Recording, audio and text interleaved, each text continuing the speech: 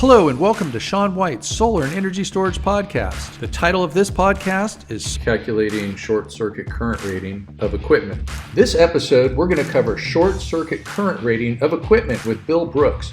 Bill Brooks has been in the solar industry for many decades and knows everything about solar and energy storage. He writes the codes, he does consulting. He's a busy guy, and here he is on this podcast. To have fun and learn more about solar and storage, go to Solar, S-E-A-N, that's SolarSean.com. What we're going to discuss right now are going to be fault currents, short circuits, things like that. Short circuit current rating, that means how many electrons are going to rush at you when a couple of wires cross. Ouch! The short circuit current rating is what it's called, SCCR of equipment. The short circuit current rating of equipment is basically how much current the equipment can take in a fault, and it's all based on how much fault current is available from generally the utility. That's what we're worried about because the utility has far more fault current than anything PV. Now, we do have high fault currents in ESS equipment as well, and so on the DC side of ESS equipment, we can have very high fault currents. On the AC side of utility services, we have very high fault currents. And we're worried about those fault currents damaging equipment.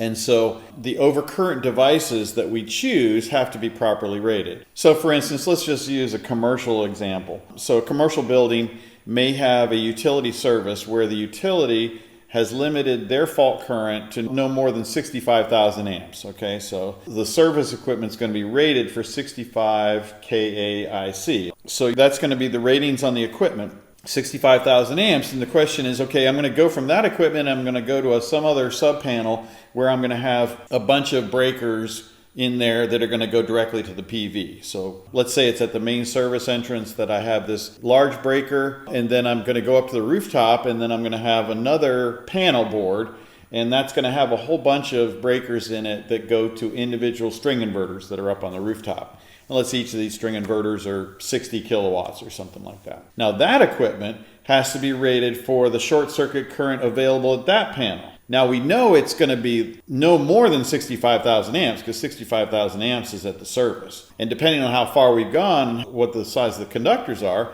there's very simple calculators and you can download them off the web. The actual calculations are very simple. There are Excel-based programs out there and you can actually calculate that current very accurately starting at 65,000 amps. And you might say, well, by the time you get up to that panel board, you're down to 25,000 amps. Okay, well, that's fine. That equipment would only have to meet that 25,000 amp available fault current, and then you go from there. Now, the simple and easy way to do it, where you don't even have to do a calculation, is if your service equipment is 65,000 amps, you just do everything downstream 65,000 amps.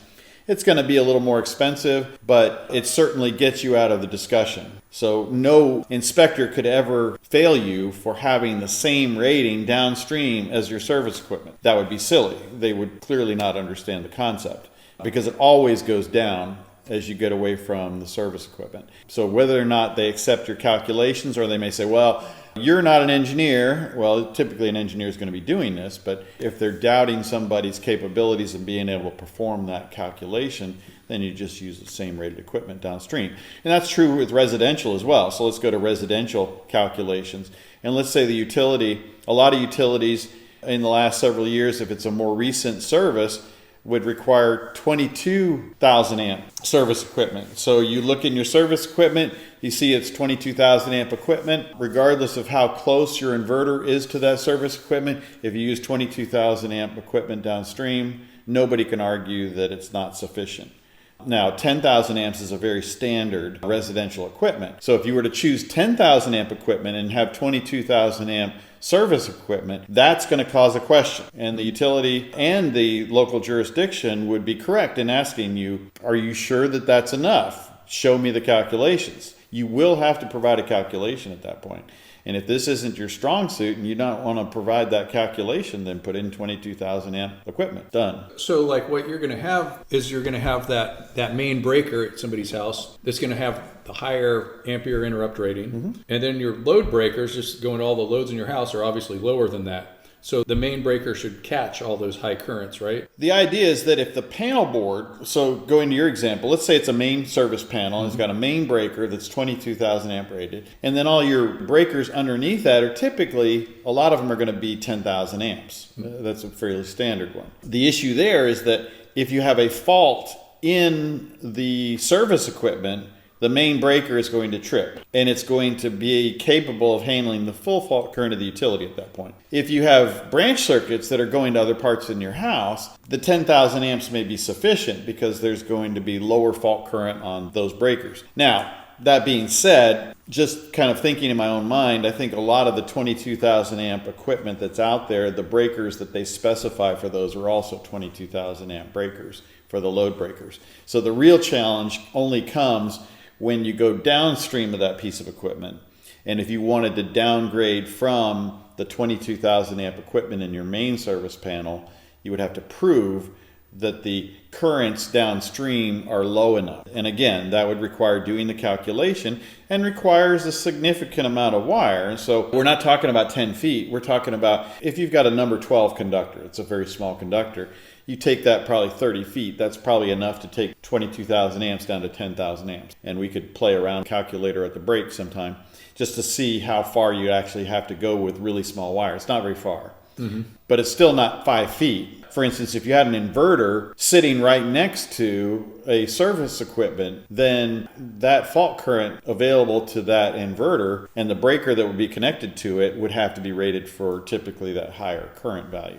So if somebody has like their inverter next to their main service panel, next to the meter, and they just go buy a regular old hardware store backfeed breaker, that might not be enough because it's only 10,000 amps? It may not be. So again, that's where you have to look inside the cover of the service equipment, and actually it will often tell you that these are the breakers you have to use to maintain the 22,000 amp rating, and that these would be acceptable for a 10,000 amp. So there may be a different model number of the breaker even. So when you get into the stuff that you go down to Home Depot and buy and stuff like that, that stuff will probably more likely be the 10,000 amp end of the spectrum.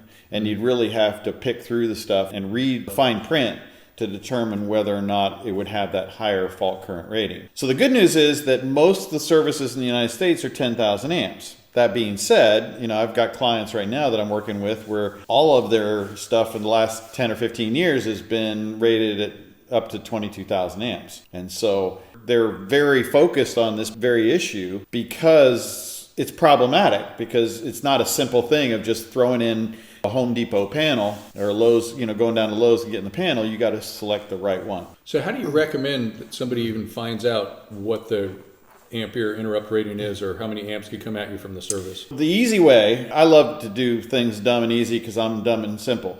So you walk up to the service panel, and if equipment on the service panel has the rating on it, you use that as gospel. That's it. Regardless of whether the utility brought you a 10,000 amp service, if the electrician that built that service put in 22,000 amp equipment, you use 22,000 amp equipment. If they put in 10,000 amp equipment, you use 10,000 amp. You can use whatever you want, essentially, because the minimum is going to be 10,000 amps. And so the basic, simple approach is always look at the service. Now, if it's a new service, the utility is going to give you that number. Or they're going to tell you our service will not exceed 9,000 amps or whatever. Okay, now I know I can use anything I want. Or they'll say, you know what, our service could be as high as 16,000 amps. Okay, well then I have to buy a piece of equipment that's at least 16,000 amps, and it goes from 10 to 22. That's the rating jump. So it's really only an issue in my mind for residential. It's only an issue on new services or upgraded services. If somebody was going from a 100 amp service to a 200 amp service, you'd have to get that data. And that's something that the utility freely gives you as information in a service upgrade. That's part of the cost of the process, is you ask them for the maximum short circuit current and they will tell you. Whereas to ask the utility on an existing service, what is actually your short circuit current, you're going to get the runaround. And it's going to take you a while to get that information. In my mind, it's not worth the time or the effort, because the difference in cost between 10,000 and 22,000 amp equipment, it is not enough to warrant your time to go to the utility to get that information. It's just not worth it. So that's where you have to kind of back up and say, why do I really need this information? Well, I really need this information so I can save $25 on the cost of a panel. In that discussion, you just wasted your $25. You know, so Okay, that'll $100. Exactly. So let's relate that to a supply side connection. I know that there's been a lot of changes between 2017 and 2020 NEC, whereas in 2020 NEC, they just tell you for a supply side connection to go to 230 services. And I think you said they're probably going to change that back. Well, there's going to be changes, but let's just say it's like a service. And then if you went back to 2017 and earlier, it almost says that you don't have to worry about this stuff, or do you? No, there's no case where you don't have to worry about this.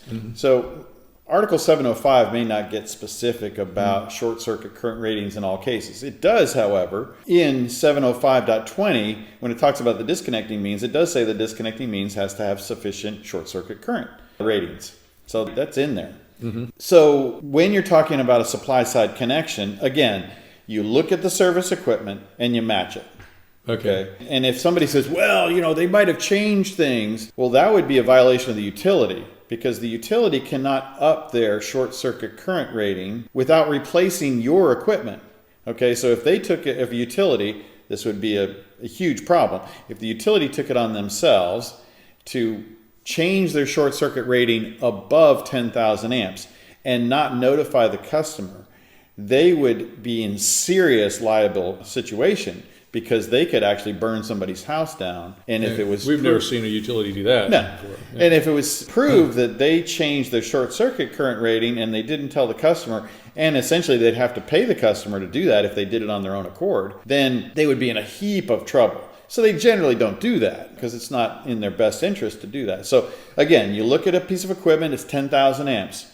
If I'm going to do a supply side connection, I'm going to use 10,000 amp equipment all day long. I can essentially use anything I want that is properly rated from the standpoint of the current of the service. So if I need a 100 amp piece of equipment, or I need a 200 amp piece of equipment or whatever, that's what I'm worried about, because the residential standards don't go any below 10,000 amps. So we start with that. If the equipment is 22,000 amps, again, I'm always going to choose the same number. And I'm not going to waste my time trying to get that data from the utility. So for an energy storage system, you pretty much have a battery management system in there that's going to protect you already, correct? On the DC side, you're saying? Is that what you're asking about? Or, I mean, the DC side, or even, I guess, the AC side would just be rated for, you just find it in the rating, right? Yeah, so what you got to remember with energy storage, every energy storage system out there, whether it has a DC output or an AC output, the DC side of that equipment is going to have some kind of a short circuit rating, all right? Now, the nice thing about UL 9540 is that part of UL 9540 is to ensure that the inputs, that anything that comes out of the battery, the inverter would be capable of handling. Now, in fact, at the recording of this little discussion we're having here, those standards are actually changing and being upgraded and improved in that very area that we're talking about, because the standards are not great on the DC side.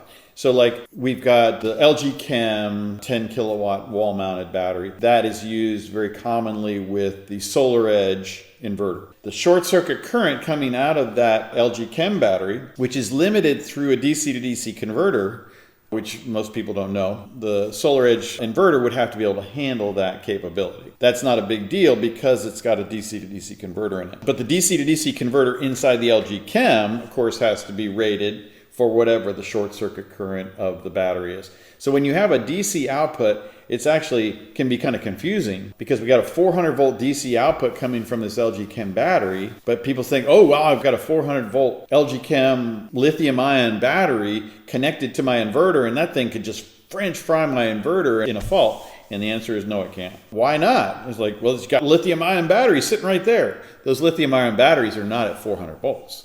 They're 48 volts. And you got this big ass DC to DC converter in that sucker. And that's the same thing actually with Tesla. They have similar kind of a configuration. But that's all internal to their unit now. So there was the Powerwall 1, which was a DC output. had a DC converter in it.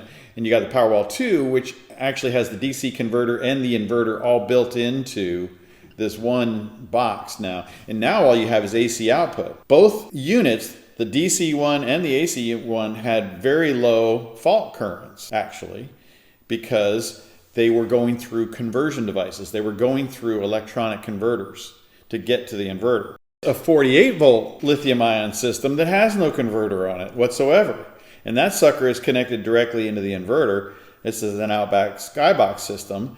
And the Outback Skybox could be connected to a 48 volt lithium ion battery or 48 volt lead acid battery, both of which have enormous fault current capabilities. Somewhere between the 5 to 10,000 amp range. Okay, so now the breakers that are inside this Skybox have to be listed and rated for that very high fault currents. And direct current, yeah. That's right. They're DC rated, and they have to be able to handle, if there was a fault inside the unit, being able to trip the breaker with that high fault current. So what do those breakers go for? Kind of expensive?